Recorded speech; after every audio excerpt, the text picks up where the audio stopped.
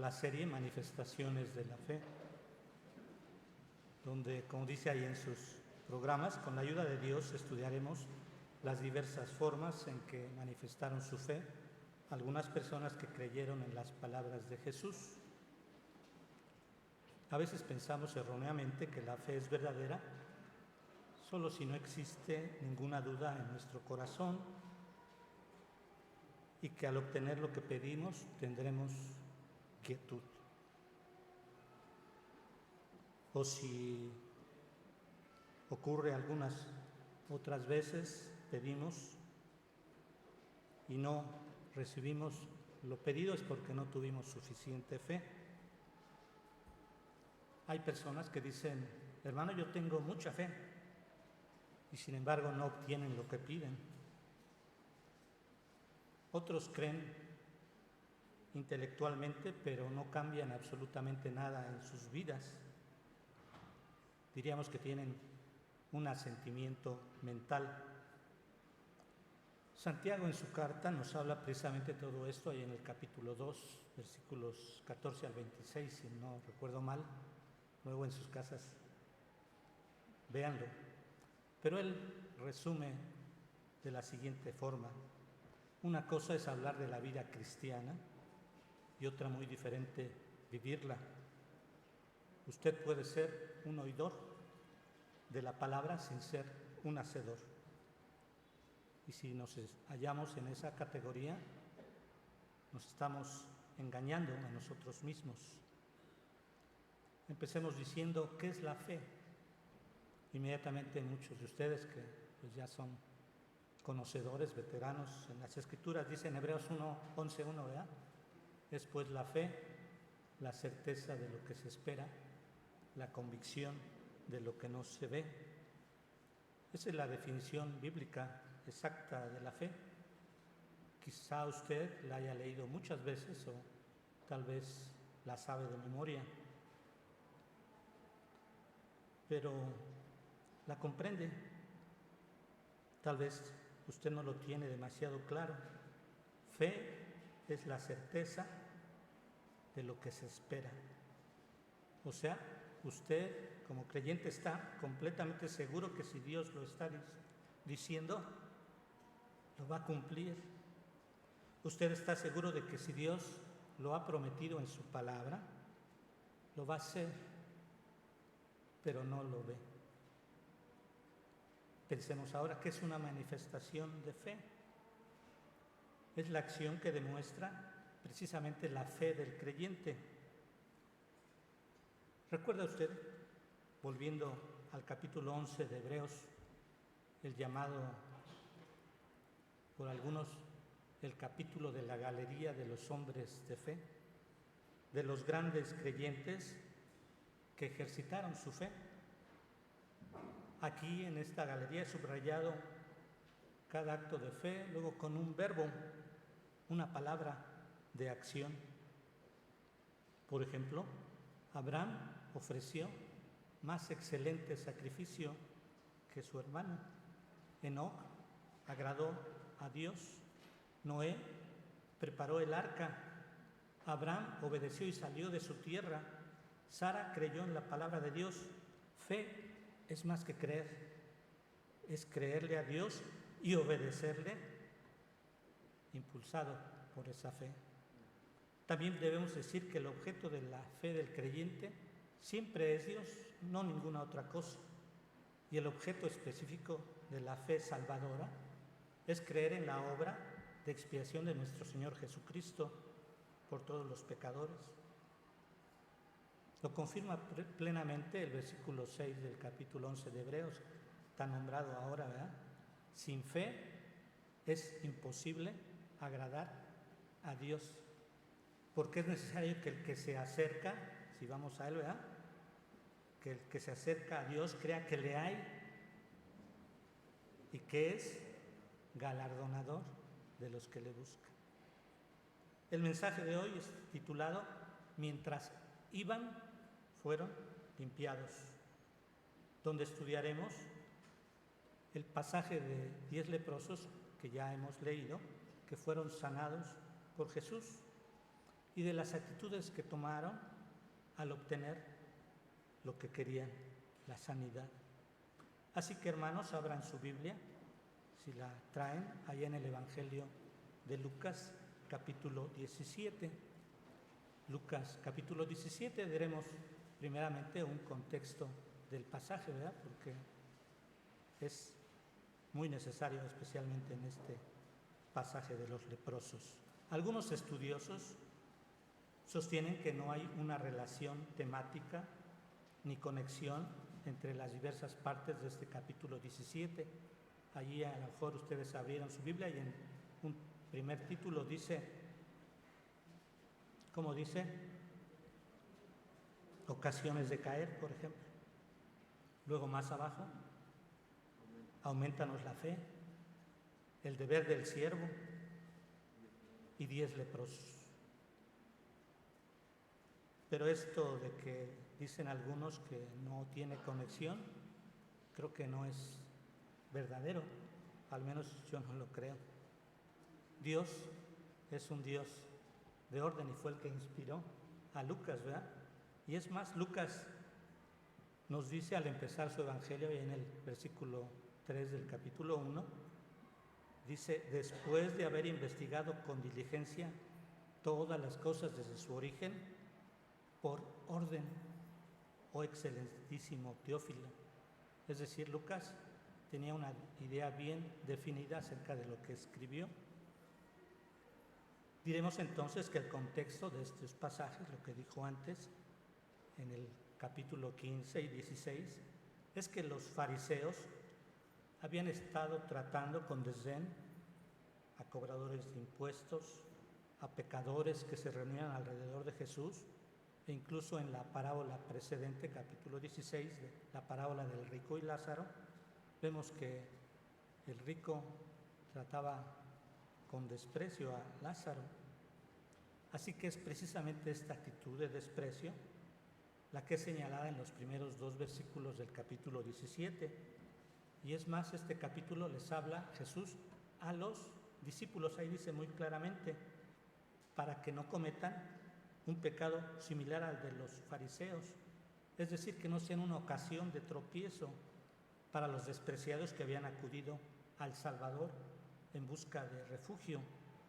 Él dice que es imposible, el Señor, que en este mundo de pecado podamos poner fin a toda tentación y a toda incitación al mal. Dice, es seguro que las tentaciones vendrán, pero cuanto es imposible erradicar las tentaciones, por la gracia de Dios es posible impedir que nosotros como creyentes discípulos pertenezcamos a la compañía de los tentadores. Una actitud incorrecta por parte de nosotros, discípulos, podría tentar a los despreciados a volver a pecar, a devolver mal por mal. Por eso Cristo dice, porque tentaciones deben venir, pero ay de aquel por causa de quien vienen. Los seguidores de Cristo, ustedes, hermanos, deben ser bondadosos con todos los hermanos y aún perdonar sus faltas. Jesús dijo, y si 7 veces al día pecare contra ti, y 7 veces al día volviere a ti, diciendo, me arrepiento, perdónale. Así como es malo que los discípulos inciten a otros a pecar, también es malo que ellos no perdonen cuando otros pecan contra ellos. Sí debemos a veces reprender a nuestro ofensor, pero si se arrepiente, debemos estar prontos a perdonarle. Es entonces un doble requisito para los creyentes, evitar hacer tropezar a otros y siempre estar dispuestos a perdonar. Sin lugar a dudas, usted me dirá, es difícil, ¿verdad?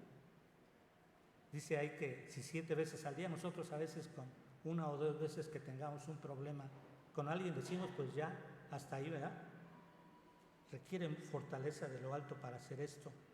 Así que cuando el Maestro, el Señor Jesús, dijo estas palabras, ¿quiénes responden? Dice ahí, los apóstoles, los más cercanos a Él, ¿verdad? Responden conscientes del hecho de que era difícil y dicen al Señor, aumentanos la fe. Como diciendo estos apóstoles, necesitamos más poder para cumplir estos mandatos de hacer tropezar y perdonar. La respuesta de Jesús es muy importante en este pasaje, en todo. Versículo 6, entonces el Señor dijo, si tuvierais fe, como un grano de mostaza, podráis decir a este sicómoro, desarráigate y plántate en el mar, y os obedecería. El Señor compara la medida de la fe para realizar algo como una semilla de mostaza. ¿Cómo es la semilla de mostaza? ¿Alguien la ha visto? Sumamente pequeña, tal vez milimétrica, diría yo. Pero esta semilla pequeña, debido a su contacto vital e ininterrumpido con su nutriente, crece y se puede convertir en un árbol tan grande que las Escrituras dicen que las aves del cielo vienen y hacen su nido en sus ramas. Al igual que esto, ninguna tarea asignada por el Señor, incluyendo aquí esta exageración de que un árbol sicómoro sea desarraigado y plantado en el mar, va a ser imposible mientras el creyente esté confiado en Dios. El apóstol Juan dice, separados de mí, nada podéis hacer. Debemos enfatizar que nunca se va a tratar de la cantidad de fe o del entusiasmo o el compromiso personal del creyente lo que genera resultados, sino en el objeto de la fe. La clave no es la fe personal humana, sino la fe en Jesús, en Dios. Él es la fuente de efectividad. Los apóstoles, quienes dijeron, aumentanos la fe, ya habían experimentado esto. Habían sido fortalecidos en sus tareas cuando fueron enviados a predicar y habían hecho obras maravillosas. Ahí lo encontramos en Lucas 10. Dice que fueron enviados de dos en dos, en parejas, ¿verdad? Y en los versículos 17 al 20 dice que ellos volvieron gozosos por el impacto de su predicación y porque aún los demonios se les sujetaban. Por estas razones, Lucas introduce inmediatamente después la narración de la parábola del siervo inútil. El siervo descrito en esta parábola solamente hace, lo declara Jesús, lo que se le ha ordenado hacer. Todo el día ha estado arando o cuidando las ovejas y cuando regresa de esta jornada, su jefe todavía le ordena servirle la comida y le dice al siervo, sírveme de comer y cuando yo termine puedes tomar tus alimentos. Y el siervo pues obedece, hace exactamente lo que se le ha dicho que haga, ni más ni menos. ¿Por qué lo hace? Probablemente como muchos de nosotros porque no queremos perder el trabajo y tenemos necesidad. Así que le sirve a su amo. Tal vez le sirve de comer y está mirando con el rabillo del ojo si ya terminó su amo para que él pueda comer. El siervo inútil solamente hace lo que se le dice. Pero entre los creyentes y nuestro Señor, las cosas son diferentes. Aunque, por cierto, muchas veces también los hijos de Dios queremos hacer nuestra voluntad. Pero debemos obedecer con alegría de corazón y con un espíritu de amor y gratitud a lo que nos dice el Señor. Así podemos empezar a comprender lo que podría haber sido el razonamiento de Lucas. Narra esta parábola del siervo inútil e inmediatamente procede a contar la historia de los 10 leprosos, que va a ser un contraste. Los 10 leprosos que fueron limpiados y sanados por Jesús. Por cierto, esta narración solamente la encontramos en Lucas, no está en ninguno de los otros evangelios. A todos, ya hemos leído el pasaje, se les ordenó una orden: id y mostraos a los sacerdotes. Un imperativo, ¿no? Todos, en obediencia al mandamiento, van en dirección a los sacerdotes. Sin embargo, solo uno regresó, un samaritano hace más lo que un siervo inútil. Primero obedeció y luego regresa y alaba a Dios y da gracias a Jesús. Hace más de lo que se le había ordenado hacer y lo hace de una forma exuberante. Lucas, sin duda, nos da un relato bien pensado y ordenado. Escudriñemos un poco el pasaje de Lucas 17:11. Dice el versículo 1: yendo Jesús a Jerusalén, pasaba entre Samaria y Galilea. Jesús, en compañía de sus discípulos, iba viajando por el límite entre Samaria y Galilea. Samaria es la parte central de la Palestina, Galilea la parte norte, ¿verdad? Si Jesús se dirigía a Jerusalén, en la parte sur, pues dice que iba entre las dos provincias. No se nos indica, dice el versículo 12, y al entrar en una aldea, le salieron al encuentro 10 hombres leprosos, los cuales se pararon de lejos. No se nos indica el lugar exacto donde ocurrió el milagro, el nombre de la aldea tal vez, pero no es de importancia. Los 10 leprosos podemos suponer que en su mayoría eran judíos. Tal vez diríamos que 9 eran judíos y 1 samaritano. Y esto pues no era extraño porque estaban en los límites de estas dos provincias. Ahí sí se juntaban, como no lo hacían en la vida normal, judíos y samaritanos.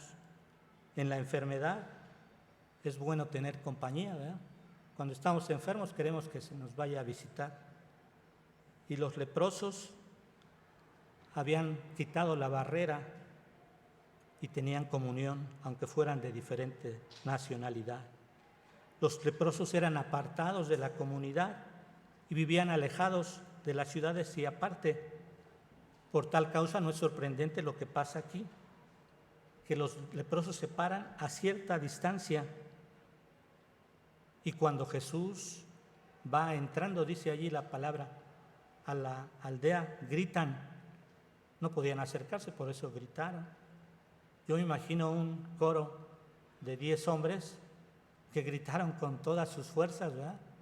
Querían obtener lo que querían. Jesús, Maestro, ten misericordia de nosotros. Llamaron la atención del Señor. Tal vez habían escuchado de los milagros. Lucas también nos narra allí en el capítulo 5 que él ya había sanado a un leproso. A lo mejor habían escuchado esta historia. Dice allí en Lucas 5 que este leproso se postró con el rostro en tierra y le rogó también al Señor diciendo: Señor, si quieres, puedes limpiarme. En este caso, a mi juicio, el leproso apeló a la gracia de Jesús, a que le diera sanidad que no merecía. Es la gracia, ¿verdad? El Señor nos da lo que no merecemos. Y el maestro quiso, tenía mucha gracia, quiso limpiarlo. Ahora, en contraste, es interesante notar la petición de los 10. ¿Ellos a qué apelan? A la misericordia del Señor. ¿Qué es la misericordia? Lo que el Señor no nos da, aunque lo merecemos. Los leprosos ya no querían tener esa enfermedad. Son claros en su petición.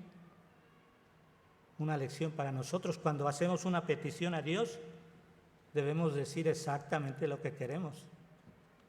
versículo 14, cuando él los vio les dijo: id, mostraos a los sacerdotes. Qué diferente es este acto de curación de los 10 del leproso solitario que les comenté del capítulo 5. En aquel caso, Jesús le tocó diciendo: quiero. Le tocó a pesar de que estaba prohibido tocar algo inmundo. Dijo Jesús, tocándole: quiero. Y al instante la lepra se le fue. En este caso, contrastando, Jesús nunca toca a los 10, solamente pronuncia unas palabras: id, mostraos a los sacerdotes. 5 palabras.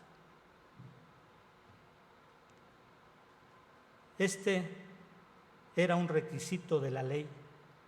El Antiguo Testamento ordenaba que cuando un leproso era sanado, debía presentarse ante los sacerdotes para dar testimonio y luego ofrecer sacrificios por su liberación. El sacerdote entonces era el juez que declaraba limpio y los restauraba a plena comunión social y religiosa con el resto del pueblo. Vemos aquí también que Jesús, como dice, no vino para abrogar la ley, sino para cumplirla. Además, probablemente lo hace a propósito para ofrecer un testimonio a las autoridades religiosas. Y ante el mandato de Jesús, ¿qué hacen estos 10 leprosos? Sencillamente obedecen. Y mientras iban, fueron todos limpiados. Yo le agregué todos. Si los leprosos obedecieron, es porque creían en su curación. La fe consiste en creerle a Dios, aunque no veamos aún los beneficios de su misericordia en este caso. Vean ustedes 6 aspectos en estos hombres que son iguales, similares. Todos estaban afectados por la lepra. Todos estaban decididos a hacer algo al respecto. Incluso se pusieron de acuerdo. Todos habían oído acerca de Jesús y creían que Él podía sanarles y que tendría misericordia de ellos. Todos, en su petición, apelan a Jesús reconociéndole como maestro o rabino. Todos, en obediencia al mandamiento, emprenden el camino hacia los sacerdotes y todos fueron sanados. Pero en este punto termina la similaridad. El evangelista Lucas debe de haber estado feliz por poder relatar que no todos eran como el siervo inútil de la parábola relatada anteriormente, que hizo solamente lo que se le ordenó. Pero debe de haber estado entristecido el médico amado de no poder decir que lo que era cierto acerca de uno, el samaritano, al regresar gozoso y con gratitud y amor hacia su sanador, fuera válido para los otros 9. Así pues, en el versículo 15 dice: entonces uno de ellos, viendo que había sido sanado, volvió glorificando a Dios en gran voz. 16, y se postró en tierra a sus pies, dándole gracias. ¿A quién? A Jesús. Y este era samaritano. Cuando los 10 leprosos emprendieron su camino hacia los sacerdotes, no sé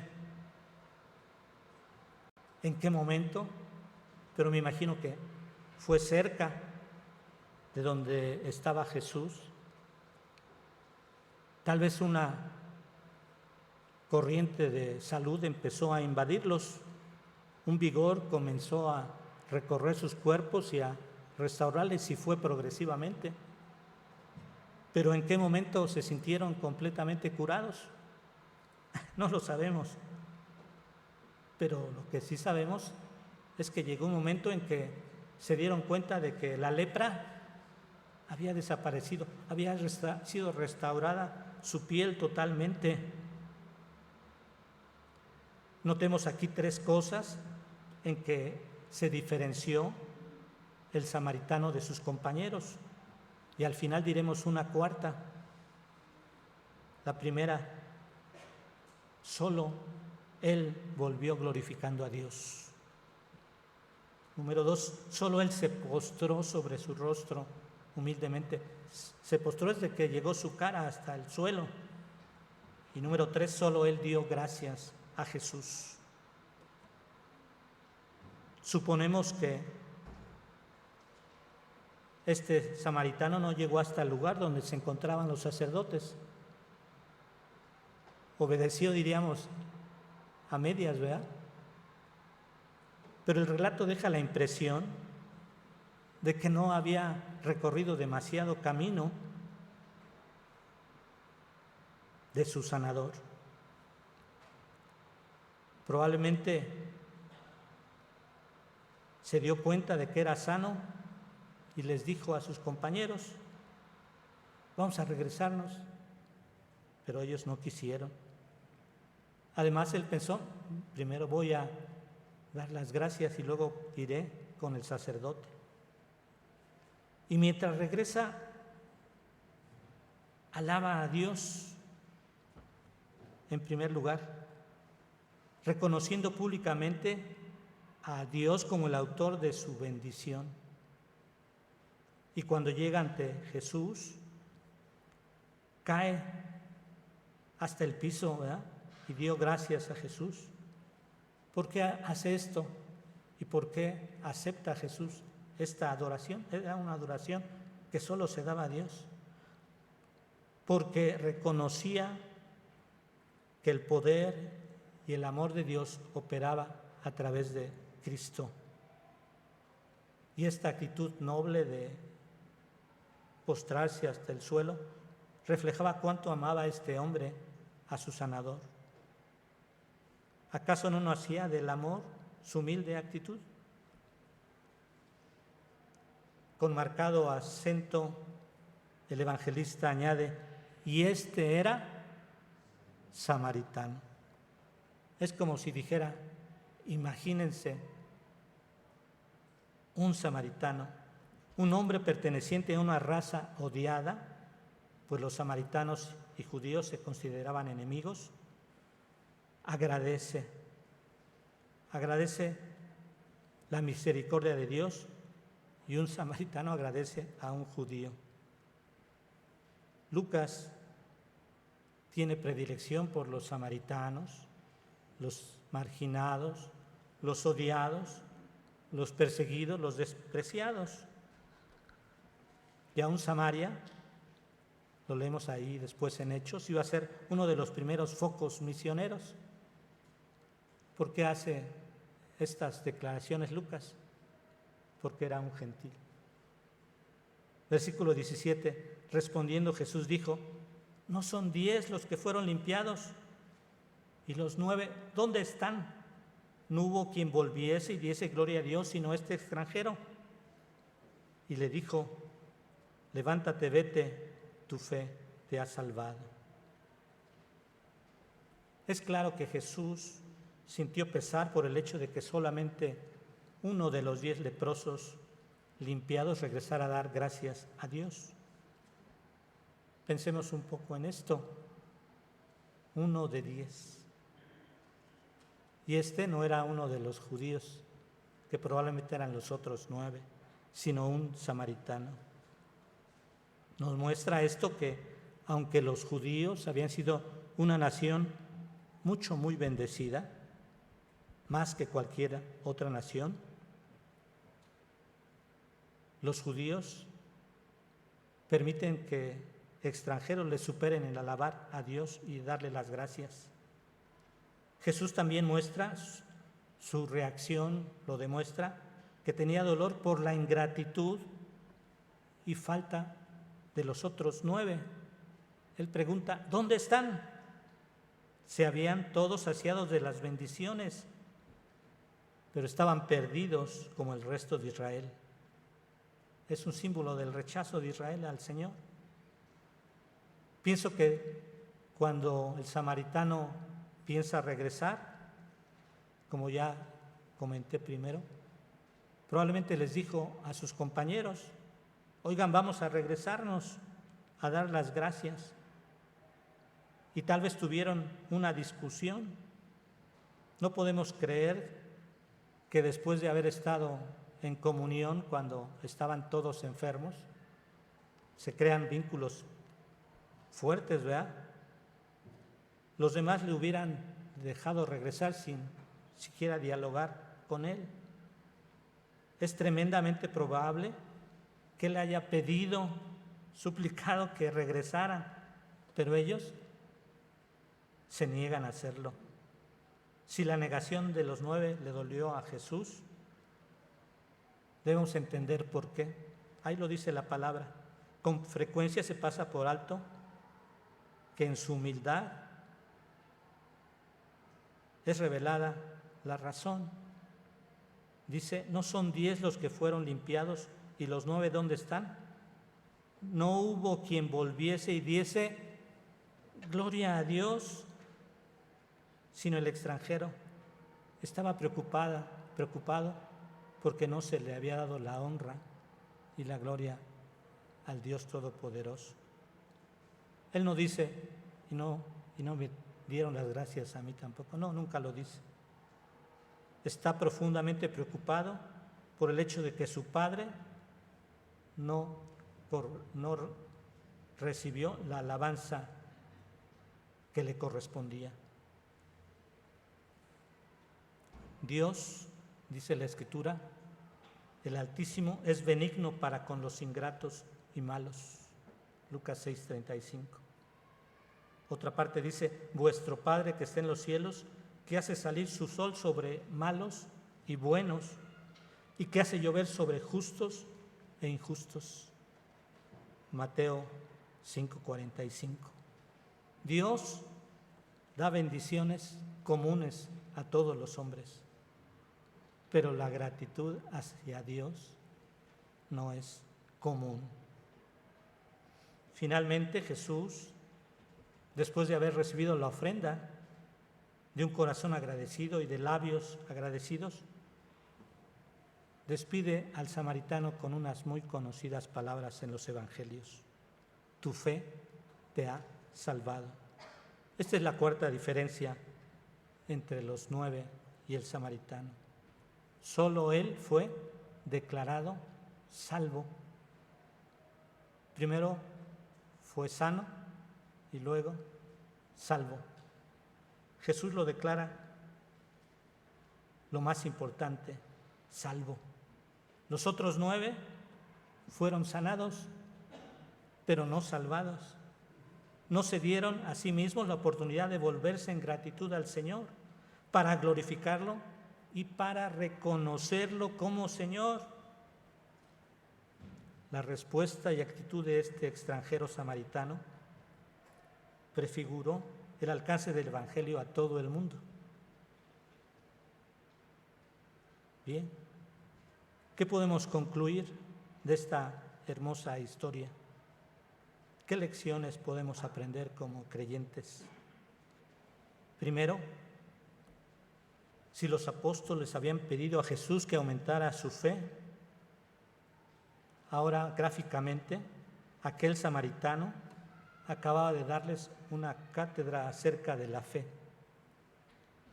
Aunque nuestra fe sea muy pequeña como un grano de mostaza, si ponemos esa fe en nuestro Señor Jesucristo, Él puede ser misericordioso respecto a lo que pedimos. Lección número 2. Mientras iban, fueron limpiados. Fue la acción clave para este milagro de sanidad. Significa la obediencia a la palabra del Señor. Ellos tuvieron fe y luego la unieron con la obediencia a la voz del Maestro.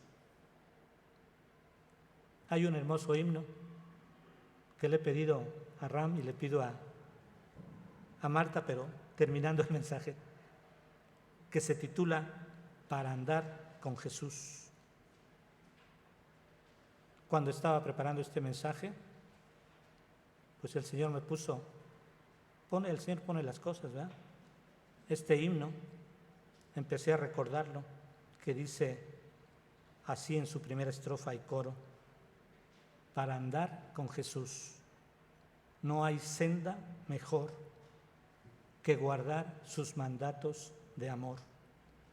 Obedientes a Él siempre habremos de ser y tendremos de Cristo el poder. Obedecer y confiar en Jesús es la regla marcada para andar en la luz. Lección número 3. Dar gloria a Dios cuando obtengamos nuestra petición. Significa que tenemos que ser capaces de reconocer el don de Dios, las bendiciones de Dios, y agradecerte porque es la fuente de toda buena dádiva y todo don perfecto, como dice Santiago.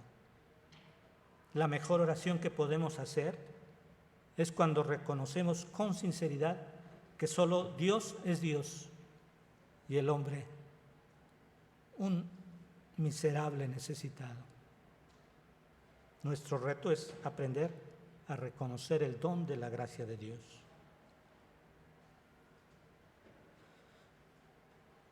A veces somos desagradecidos con Dios. Yo, usted, debemos de reconocerlo.